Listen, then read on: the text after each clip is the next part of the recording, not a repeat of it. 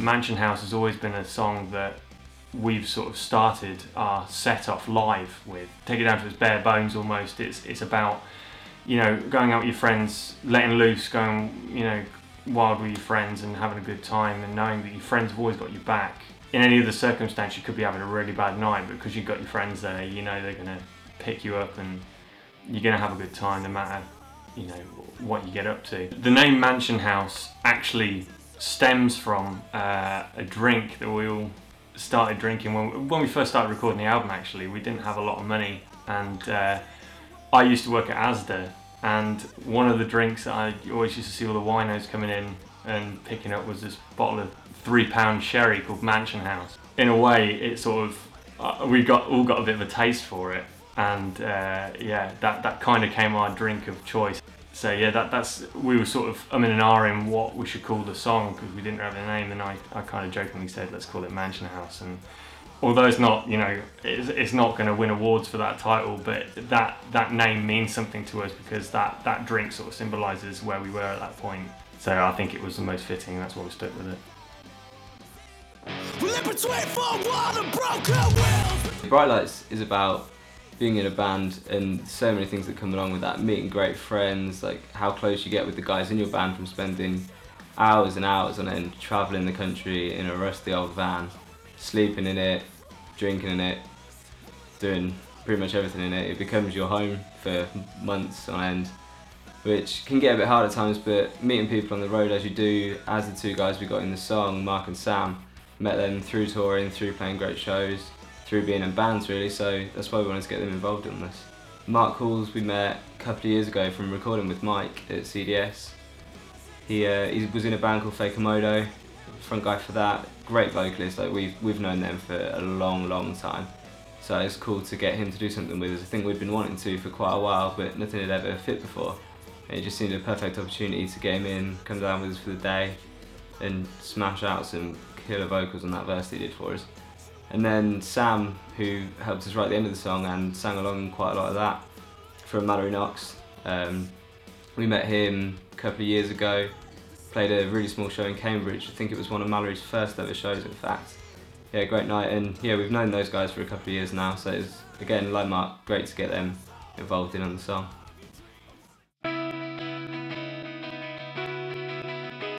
So, My Dreams Are Haunted was our first official release from the album, and it's this sort of universal problem that, you know, boy and girls sort of have this massive heartbreak when you come to an end of a relationship and there's not necessarily a resolve of that. And that song kind of progressed from, and Andy was having his own sort of heartbreak issues, and we were talking about stuff, and we literally came down to that first lyric and said, just the trouble with your heart and your head, they don't say the same. And we sort of had shared a look together, and we was like, we should write about that. And we did, and it, in a way that sort of took its own form and just grew into that song. Old Wounds is about your elder generations and somewhat how a lot of people might forget exactly where they come from or who they came from and why they're here. Our elders had to go through sort of world wars, and you know, they didn't have things like PlayStation computers, or you know, they were lucky to get 3 meals a day at some points, and that's not something I've ever had to experience. You know, it's the lesson they learned through that. It's the courage of their soul and what they had to go through that built them as a character. And it's something that I think we could all benefit from. It's something that we could all aspire to be. And then we have Salon, which is our most recent single off of the album. I had this really weird kind of realisation of my own mortality, like sort of thinking about like my chronic illness and stuff, and in a sort of morbid way it was like, if anything, if my life ever did end earlier than that, then I'd really hope that the people around me that were supporting me were able to carry on and do everything they could, and not spend the rest of the time that I wasn't here worrying about that necessarily. And then when we actually were starting writing it, like, and then Phil was putting in his contribution and stuff, and it became more of a general universal thing as well, because then it was down to, like, sometimes people telling you that you're not good enough, or people telling you that you're not strong enough, and having to face that and just thinking, I can do this, I have got this inside of me. And we're not saying that it's all going to be easy, but like, these things will come up, but the point is to try and at least overcome them. And that was expressed in literally the term Salon, just a very nautical way of saying it.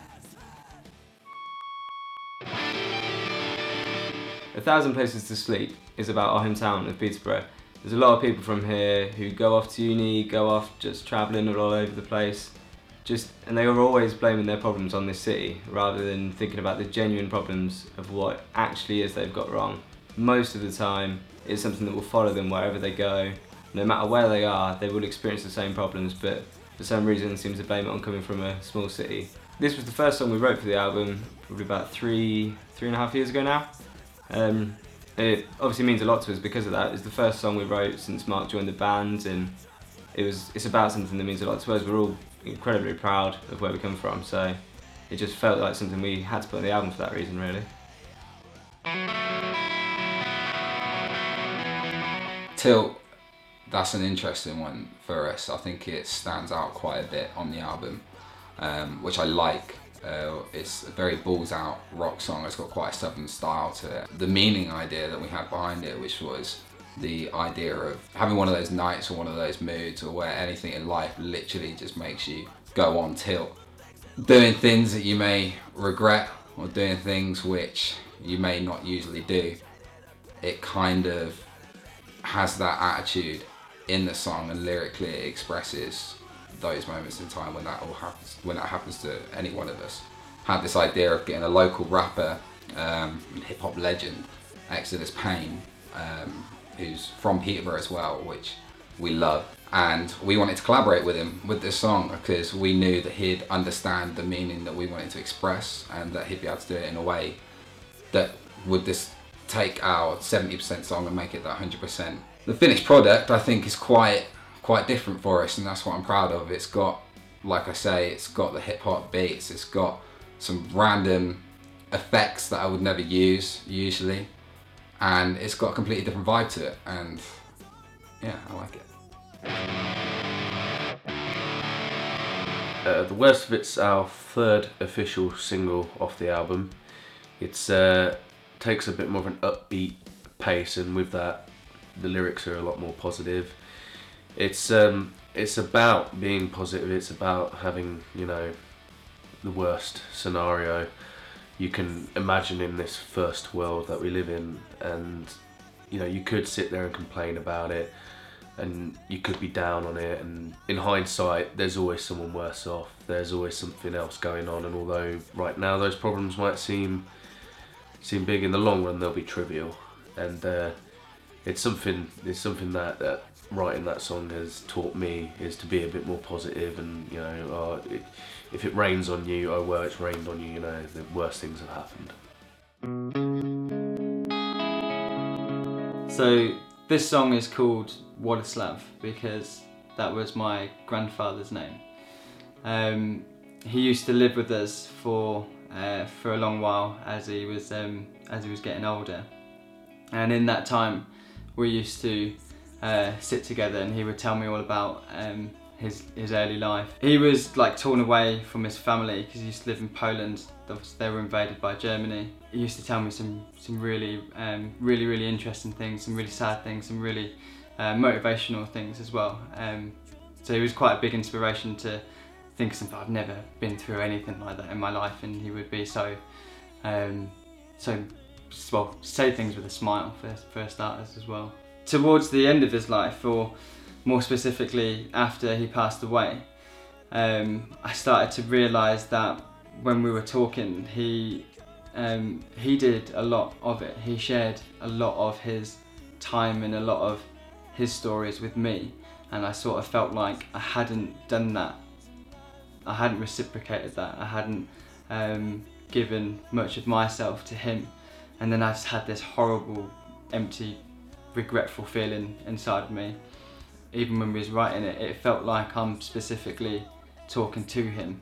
So that song is basically me getting a few things off of my chest that I wish I'd done a long time before. And it's kind of special to me because every time I hear it and I play it, I feel that.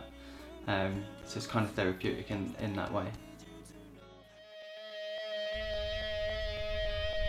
Yeah, Earth Medicine is another one of my favourites of the album. I think one of the first songs we wrote where I could see that we were starting to experiment a lot more with what we were doing. We weren't just going for the typical structures and patterns that we'd used in previous material. And I remember the song actually came about from myself and Mark. We were listening to Pure Shores by All Saints, song used on the film The Beach, which I'm quite fond of as well. And the song, what I liked about it was the vibe that it had. I liked the sounds. It's a headphone song. It's a song where you put your headphones in and you lay back in the dark and you listen to it, and there's so much going on from left to right in the centre. It's around you, it submerges you almost. The song's literally a song based on inspiration and finding that in any ways or means that anyone can. I mean, we find it through music, find it for a number of portals, but you can't limit where you find your creativity or what inspires anyone, and that song is literally based on that point that everyone has that place in their head where they can go to, and there are no barriers.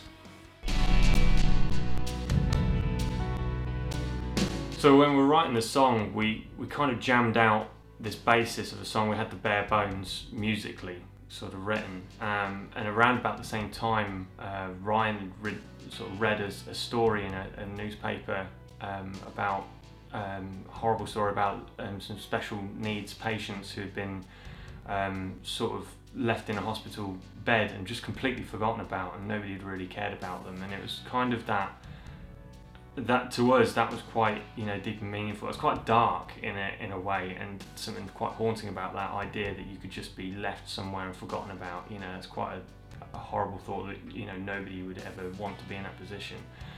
So we thought that was quite a powerful sort of emotive sort of subject for a song.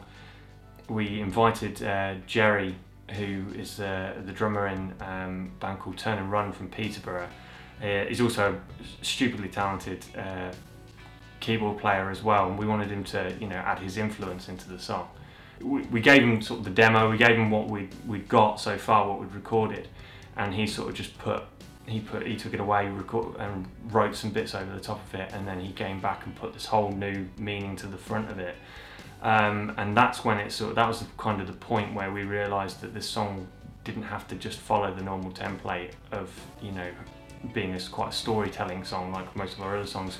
We realised we could get that message across through the music just itself, and that's kind of what it became. We started layering up, and all the people who had helped us written the album with us, they all added their influence, and it started layering up and adding more and more to it.